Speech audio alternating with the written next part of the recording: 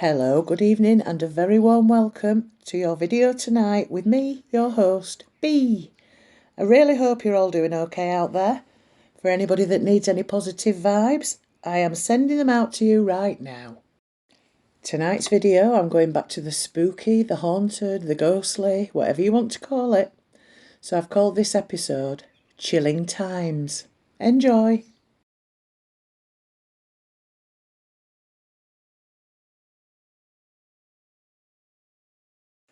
In the spring of 2001, single father Stephen LaChance moved into an old home in Union, Missouri, with his 3 children. Although the house seemed perfect for the family at first, they almost immediately began experiencing paranormal activity that rapidly escalated. After less than 2 weeks in the home, LaChance and his family quickly moved out, sick of being tormented by what would later become known as the Union Screaming House. In 2008, Stephen LaChance published a book about his family's experience called The Uninvited. While the book changes some names and details to protect people's identities, this list covers the chilling original story of the Union Screaming House.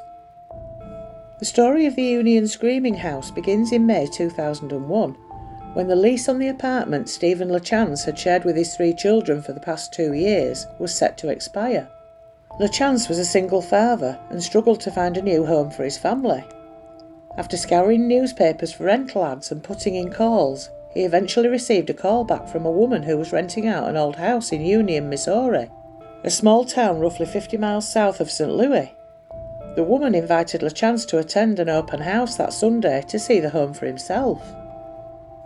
When Stephen and his daughter arrived at the open house that Sunday, they were greeted by an old craftsman home that sported a large front porch lined with columns. It was also significantly larger than the cramped apartment the family had been sharing over the previous several years. Upon entering the home, Stephen noticed it was well maintained but had some unusual features. In the main living area was an intricate wallpaper border with illustrations of cherubs lining the entire room. In the basement, there was a fruit cellar as well as a butcher shower. The shower was cement and designed for washing off blood after butchering an animal. Despite the home's oddities, Stephen believed it was the house for them. According to Stephen, a number of prospective renters checked out the home that Sunday, and he decided to fill out a rental application on the spot. When he handed the completed application to the landlady, she replied, "You understand the responsibility that comes with living in an old house such as this?" Stephen found the question and the woman's overall behaviour strange. He has stated that the woman acted as if the house were a museum rather than a rental property.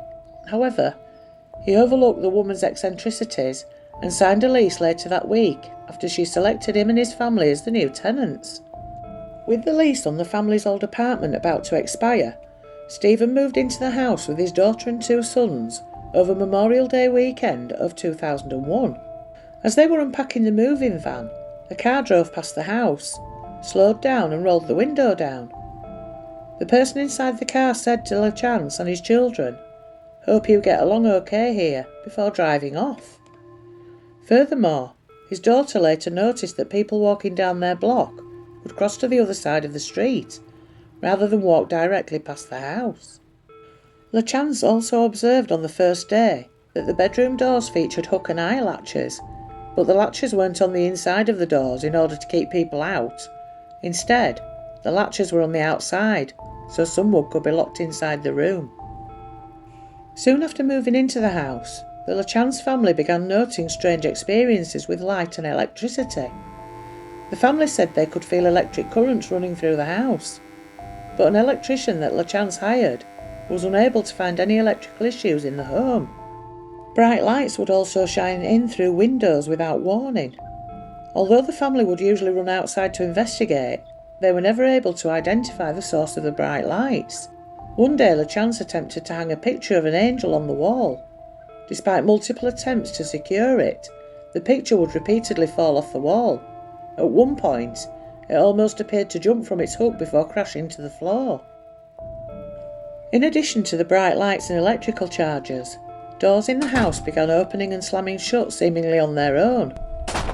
One of the LaChance boys eventually spotted an entity in the home's basement. The entity allegedly chased the boy, and when LaChance asked what it looked like, his son said, "I don't know, Daddy, but it was big." LaChance and his two other children searched the basement for an intruder but found none. LaChance assumed the story of the basement monster was just his son's imagination. According to the family, the paranormal activity in the house would abruptly stop and start. For example, after one quiet weekend, the family came home on a Monday evening to find all the lights in the house turned on.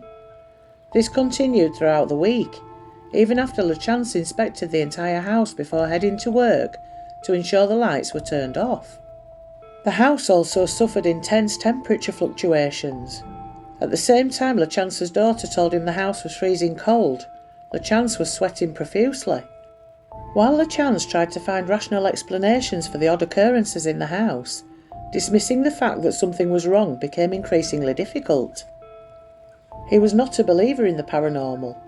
He said after the fact, "I was a true skeptic, a true disbeliever. Now I do believe. I wish I didn't. It would be easier for me to sleep at night." He apparently became a believer as he was speaking to his 3 children one night and saw a dark grey mist behind them that morphed into the figure of a man. While some reported entities only appear for a split second, LaChance said the figure continued to watch his family. In fact, the entity began moving toward LaChance and his children, but disappeared before causing any harm. At this moment, Stephen LaChance realised he and his family needed to get out of the house as soon as possible. Stephen later said that he had 2 choices after seeing the apparition. He could run from the house with his children, or leave calmly. He decided on the latter, telling his children, "Let's go get a soda and go see Grandma." LaChance's plans to leave the house in an orderly manner came to an abrupt end, when a man's long loud scream filled the entire house. LaChance and the children ran to their car and quickly headed for his mother's home, where the family spent the night. As they drove off, LaChance's son said the basement monster was staring out of an upstairs window. When LaChance looked, he realised what his son had seen in the basement was the dark entity he himself had seen in the living room. Despite the terrifying events the LaChance family experienced, they decided to return to the house after Stephen returned from a business trip. They explored an old storage shed in the backyard, inside of which they found the personal belongings of past tenants. LaChance thought it odd that people would leave behind so many of their things, and this was what prompted him to finally call the landlady and ask about the house's history. The landlady told LaChance that no one ever stayed in the house for more than a year. Apparently one tenant said their father's ghost was haunting the house, while another tenant left in the middle of the night and wouldn't come back for his belongings. The family's last night in the house was a Monday evening. The children were playing in the downstairs bedroom when all of the house's doors shook and lights flickered. Most upsetting was the sound of the man screaming again, but this time the family also heard a child scream. Stephen tried to open the door to the children's bedroom, but it seemed stuck shut. On top of that, he could feel the dark figure looming behind him. In desperation, he cried out, "God help me," and all the activity in the house ceased. As the family ran from the home, they could see the dark figure moving through the house as if searching for them.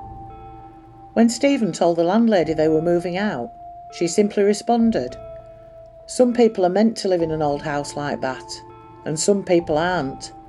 I never thought you were the old house type."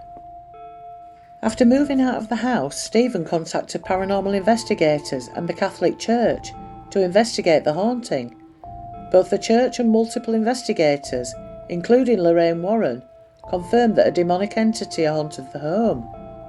The Union Screaming House was constructed in 1932, but the land upon which it was built hid a history of death and violence. The land was originally owned by Captain T. Crow, a slave owner. According to legend, Crow had all of the enslaved men on his property killed, and the house was built where slave quarters once stood. In 1974, both an axe murder and a suicide took place in different houses across the street from the Union Screaming House. Some paranormal investigators believe the land itself is haunted, but the Union Screaming House seems to be at the centre of the neighbourhood's paranormal activity. In 2008, Stephen LeChance published a book titled The Uninvited, the true story of the Union Screaming House. Following its publication, he appeared on various paranormal TV shows, including A Haunting, Mysteries of the Outdoors, Supernatural, and Shock Docs. He also wrote a non-fiction book about the 1949 exorcism of Roland Doe in St. Louis, called Confrontation with Evil. In 2014, LeChance wrote a sequel to The Uninvited called Blessed Are the Wicked, which detailed how the haunting of the Union Screaming House continued to affect him and his family more than a decade after they moved out of the house. The book also explored how a subsequent resident of the home experienced the same paranormal activities that LeChance family had. So can the land that has seen brutal and bloody historical events experience a curse, carried through the years? In this case, it would seem so.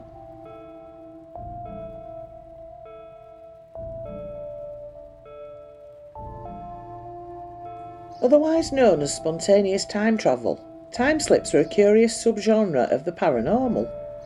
Even to the die-hard Fortean enthusiasts they remain quite the mystery, with no one singular theory as to how, and perhaps more why, they occur. There is one place where these mysterious time slips seem to happen more often than anywhere else in Britain: Bold Street in Liverpool, a bustling modern street filled with shops and cafes. The last place you'd expect anything paranormal to happen. Numerous stories have transpired over the years of people unwittingly entering other realms in the street, with one of the most well-known occurring as recently as 2006. The strange thing about the Bold Street time slips is the actual time and place they are set. In the following cases, the people involved do not go back really far, but seem to visit a particular decade or decades.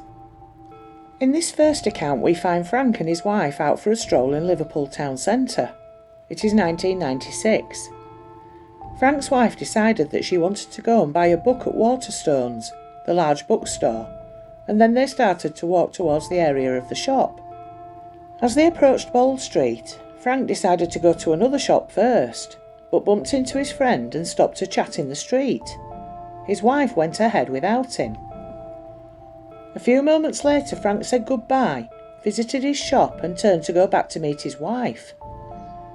After reaching Bold Street, he headed on towards the bookstore. As he approached, he glanced up and was surprised to see the name Cripps above the door. As he was about to cross over to see what was going on, a van swept past him with the name Cardins on the side. The van driver honked his old-fashioned horn and drove past. Looking around, Frank suddenly realised that things were quite not what they should be. He looked at the cars driving past and realised that they were all old-fashioned vehicles, such as people would drive back in the 1950s and 60s. Then he noticed the people. Men were wearing hats and macks, and the women were dressed in headscarves, full skirts and old-fashioned hairstyles, such as women wore just after the war. By this time, Frank was beginning to feel slightly freaked out. He carried on crossing the road and headed towards the store. As he got closer, he noticed in the window there were handbags, shoes and umbrellas. Suddenly he saw a young woman looking up at the shop sign. She looked confused. She was wearing modern clothes, and as she saw him approaching, she smiled at him. Frank went into the shop, closely followed by the young woman. When they entered, he was surprised and pleased to see that it had indeed turned back into a bookshop. The young woman smiled, shook her head and said, "That was strange. I thought it was a new clothes shop." And then she walked away looking extremely puzzled. This might sound like an unlikely tale, but the odd thing about it is that Frank was, in fact, a former police officer who was used to dealing in facts, and definitely wasn't the type of person who would believe in the paranormal. Frank never stopped talking about it. Was this a time slip? Evidently Cripps was a woman's shop that sold clothes and other goods decades before, and Cardins was also a well-known Liverpool firm that owned vans around the same time. The next story concerns a young girl by the name of Imogen. She had decided to go into Liverpool to buy her sister Abigail a few things for her new baby. Upon arriving, she was happy to see a new mother care store that had opened up on the corner of Lord Street and Whitechapel. She wandered round the store and picked up a few baby items, such as cardigans, baby bibs and gloves. She was surprised to see how cheap the items were, but thought they were on offer as the store had just opened. Taking them to the counter, she tried to pay with her credit card. The staff member looked at her suspiciously and went off to get the manager. When she came back, she looked at the card and told Imogen that they didn't take cards. So, disappointed, Imogen went and put the items back as she hadn't any money with her. When she got home, she told her mother what had happened. Her mother was surprised and really puzzled. "That store closed years ago," she said. "There's a bank there now. In fact, that's where I have my account." Not believing her, Imogen took her mother back to the same place the next day. Sure enough, the store wasn't there. It was a bank, just as her mother had told her. The third tale is of a young man named Sean, who, while shoplifting in Liverpool back in 2006, ran away from a security guard and headed down Hanover Street. Trying to shake off the guard, Sean, 19, turned into a dead-end street called Brooks Alley. By this time he was out of breath and had started to get a tight sensation in his chest. He soon realised that actually it wasn't a problem with him, but the atmosphere around him. He waited for the guard to come round the corner after him, but he never appeared. So, thinking he'd given him the slip, he sauntered back out and started to walk down Hanover Street again, but he soon realised that something was wrong. The road looked different, and so did the pavement. He noticed cars driving by that looked very old-fashioned, and the roadworks that he knew were there were now gone. Soon he saw that people around him were wearing strange clothes. Crossing over to Bold Street, he noticed that there were traffic lights where there weren't before, and bushes growing around the Lyceum, near a bar that he recognised. He carried on walking. Soon he began to feel that something was not quite right. Then he began to panic. He realised that somehow he'd stepped back in time, and the time slip was not going away. Then he remembered his mobile phone. Taking it out of his pocket, he tried to get a signal, but of course it didn't work. Eventually he began to really panic, but soon spotted a kiosk selling newspapers and headed over. Leaning over the stand, he took a look at the front page of the Daily Post. There in bold lettering was the date, 18th of May, 1967. He wondered what to do. What happens if he can't get back to his own time? What about family and friends? So speeding up his pace, he reached H. Samuel the jeweller's and tried his phone once again. This time it worked. Sighing with relief, he looked around and realised that he'd returned to the present. But the strange thing was, he could still see, down the end of the road, people still walking around in 1967. By this time Sean had seen enough and dived onto a bus to go home. When he was interviewed by the local newspaper later, he stated over 4 times the exact account. Now you may think that Sean was making up the story to escape from the guard, but the strange tale didn't end there. When the security guard was interviewed, he stated that when he ran after Sean and turned down the dead-end alley after him, he said that Sean had completely disappeared. When the newspaper checked out the facts of Sean's story, they found that everything he said was historically accurate.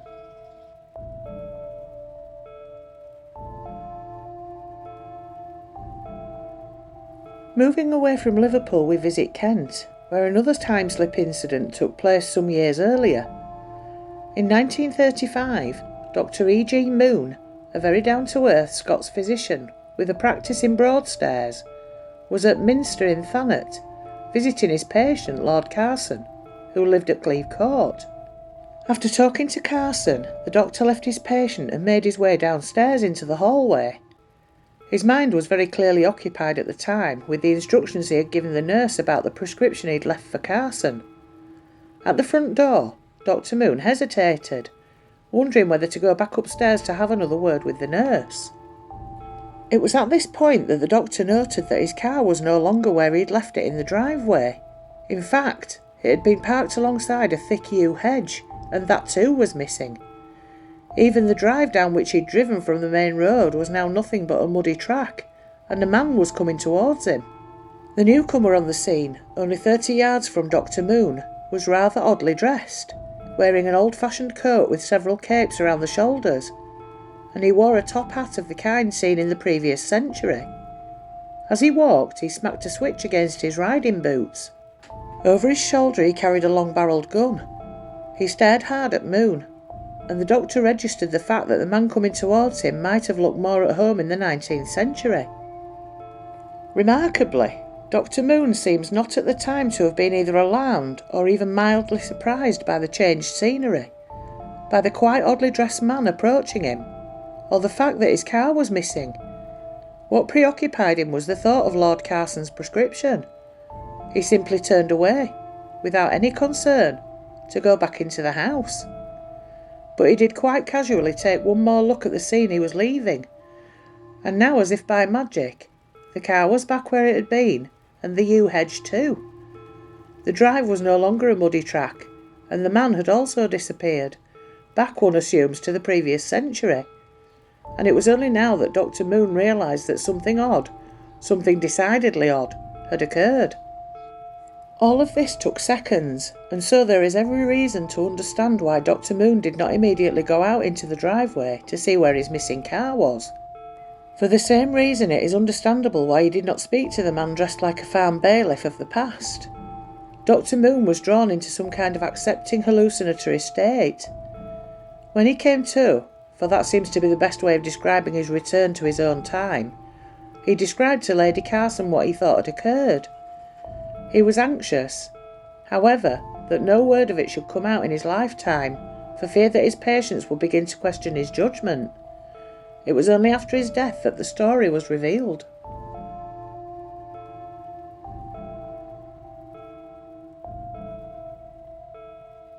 And for our final story, we move away from Kent to King's Lynn, where it was a chilling, uncanny few moments as a family watched the modern-day Norfolk town slip away to be replaced by a terrifying scene that felt as if it was from another century. An account was posted on a website no longer in existence by someone who preferred not to give his real name. He said, "I just wanted to report my time slip experience, which was experienced by myself, my father and my sister. It happened in the late 1990s in King's Lynn, Norfolk. My dad, sister and I were in the town to send my sister off on the train, and we were passing the time standing by a fence near the railway station, from which one could see a road and a roundabout ahead. It was about noon, and we had no agenda at that time other than to wait before heading to the station. There was a lull in the conversation. We were all casually looking straight ahead, when suddenly the atmosphere changed. The sound of the traffic around us stopped abruptly, as if someone had literally turned the volume right down.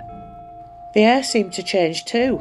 It became very still, spookily still, and no sound could be heard. None of us spoke. The man then describes what he saw.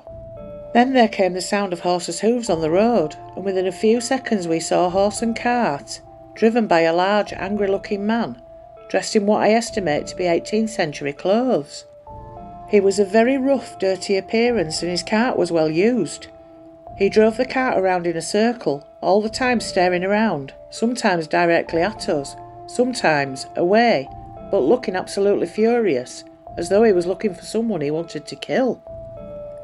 His face was red with hatred, and he was a big, rough-looking man, someone you would definitely not want to cross. Eventually he turned the horse and cart around and drove it off down the same road from which he'd appeared, and we could hear the horse's hooves disappearing into the distance. As quickly as it had happened, the family found themselves by the side of a busy road, watching traffic speed past them. Immediately the sound had gone, the atmosphere changed back again, and the sound of modern traffic and the din of a modern town returned again, the witness wrote. We all three looked at each other, shaken and almost disbelieving, but once we'd asked the inevitable, "Did you see that?" and received the answer yes, we were even more shaken. It was such a peculiar experience, and one I shall never forget. Was this a time slip? We didn't notice any other changes. The buildings and road layout seemed the same, but that part of King's Lynn had remained unchanged for many years, although I understand it's quite different now. So I don't know, but it spooked us all for sure. And that, my lovely viewers, is the video for this week. Thank you for joining me and tuning in. I've enjoyed the chat, and I always love to see you. I am absolutely no good at self-promotion and never have been. I was always told from a young age not to blow your own trumpet. But I barely remember to share the videos every week. And for those of you that don't know, I do have 2 books out. They're only short books, but they detail everything that's happened to me from a young age. Spooky, UFO, cryptid, they're all in there. So if you go on Amazon Kindle and tap in my name, you should bring them up. And I will have book 3 out, Life is Stranger Still, in the autumn. So I'll let you know when that's coming up. So until next week, stay lucky, look after each other, stay happy, stay healthy, and most of all, stay spooky.